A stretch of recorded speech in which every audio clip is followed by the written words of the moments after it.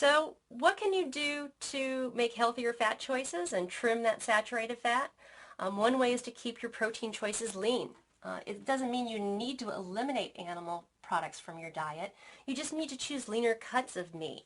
If we look at beef, the loin, the flank, the sirloin, the round cuts are all leaner cuts of meat.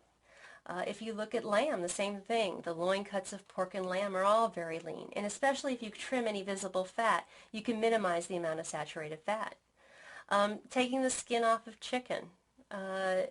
And dairy, in terms of dairy products, we're looking at choosing low-fat or non-fat dairy products. The lower the fat you go in the dairy products, the lower the saturated fat you'll be taking in from your diet. The nice thing about even choosing low-fat or non-fat dairy products is they still contain the same wonderful sources of calcium and protein, just not all the fat. And try to include more omega-3 rich seafood in the diet. We talked before about the most effective sources of omega-3s can come from these deep cold water fish. So try to include those more frequently throughout the week. And experiment with more beans and peas and lentils. If you're looking to trim the higher fat animal products from your diet, add proteins like the beans and peas as an alternative protein source. They're also a great source of fiber. Take a look at your packaged snacks and read the labels, and perhaps you can substitute in these healthier nuts as seeds for those additional unsaturated fats.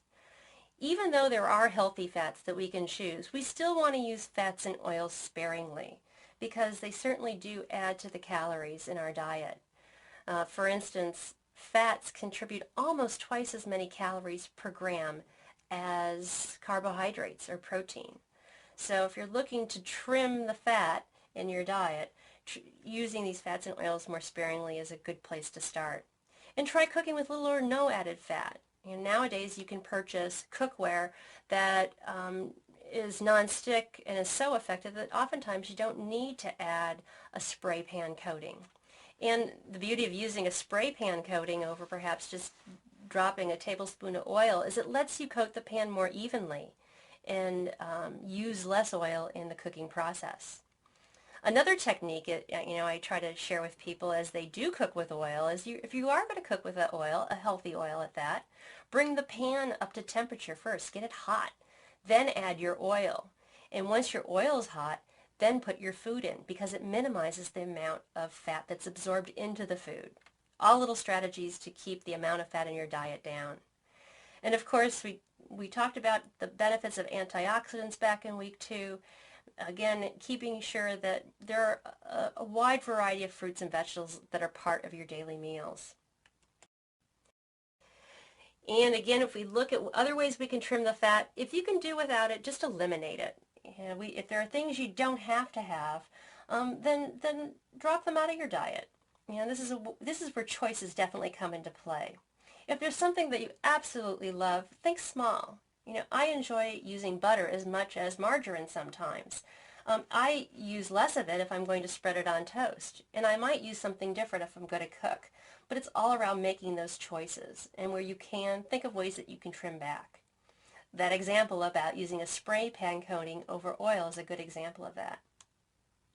And when you could substitute something that is a lighter version, do that whenever possible. But I caution you, as you look at things like oils, don't be duped by the word lighter on the label. Take a look at the food label and make sure that it's actually lower in fat. Lighter can refer to color or flavor oftentimes in foods.